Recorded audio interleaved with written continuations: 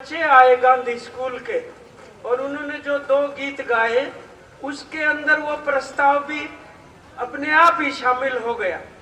बहुत ही शानदार उन्होंने जो गीत गाए वो एक तो तू कर संग्राम है साथी घड़ी संकट की आई है।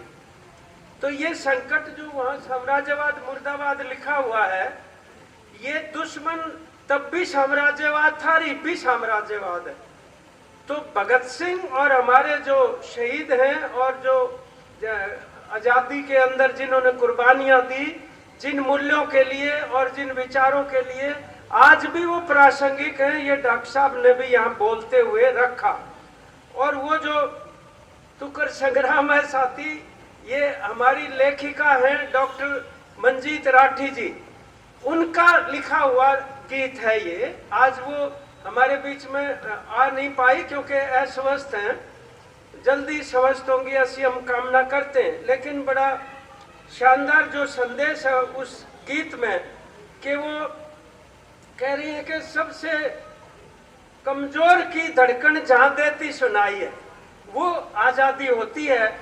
और फिर उन्होंने कहा विदेशी हाथों में बेचे जो मेहनत की कमाई है। आज हमारे ऊपर दबाव जो टैरिफ का लगा है, कपास का 11% जो आयात शुल्क है एक तरफा तौर पे हटा दिया।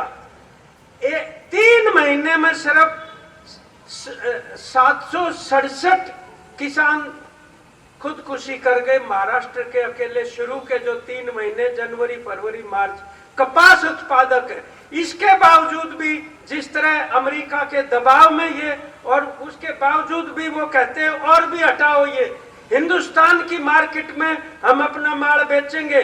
धमकियां दे रहे, 50% टैरिफ का दंड लगा दिया हमारे ऊपर। ये कह रहे हैं तुम रूस से तेल क्यों खरीद रहे हो।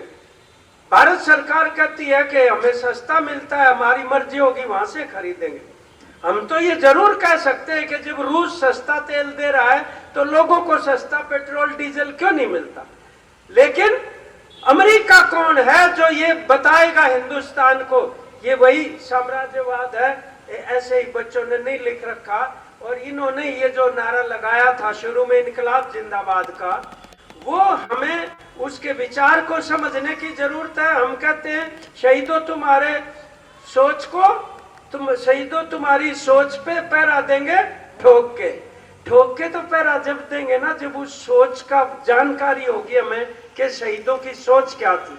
आज 2 धाराएं हैं। एक है क्योंकि लोकप्रिय भगत सिंह और उनके साथियों की शहादत इतनी बड़ी है, तो एक तो ये है कि वो टोपी वाले भगत सिंह की तस्वीर लोगों में जाती रहे, विचार दब जाए उसके नीचे, या वो पिस्तौल दिखाते हुए यूं नजर आ जाए कि भाई बहुत बहादुर थे, गोली चला दिया करते।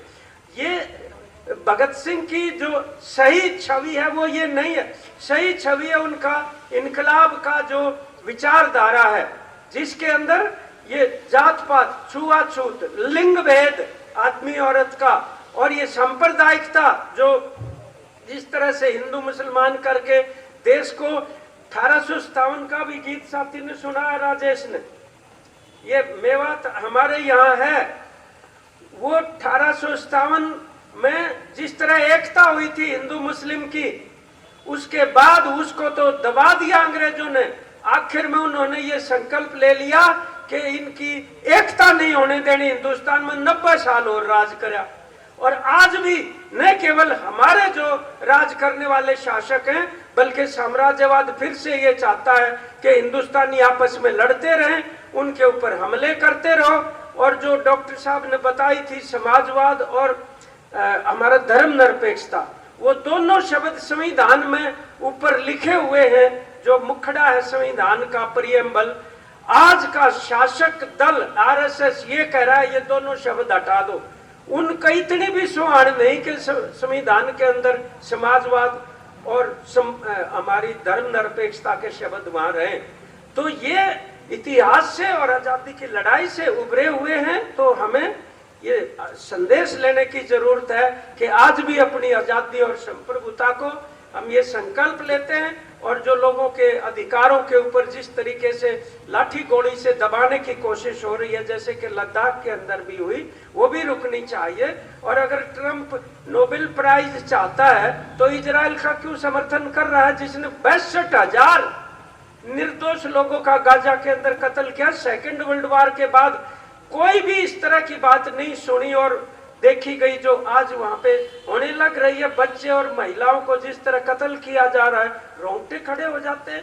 तो हम ये शहीदों की जो विचारधारा है उनको श्रद्धांजलि अर्पित करते, उनको याद करते हुए आज ये संकल्प लें कि ये रुकना चाहिए और हम एकता बना के इन चुनौतियों का जो है मुकाबला करेंगे। इसलिए हम कहते हैं, एक वो जो लाइन आती है गीत की, आजकल में हम तुम्हें भूलने वाले ही थे, आजकल में हम तुम्हें भूलने वाले ही थे, आजकल में क्यों तेरी यादों का मौसम आ गया।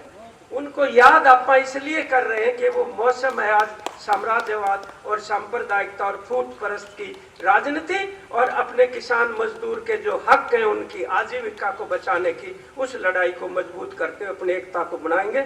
बहुत बहुत धन्यवाद। मुझे उम्मीद है कि हमारे बीच में हाउस में जो हमारे गणमान्य और मौजूद साथी बैठे हैं वो इस विचार और इस संकल्प का समर्थन करेंगे।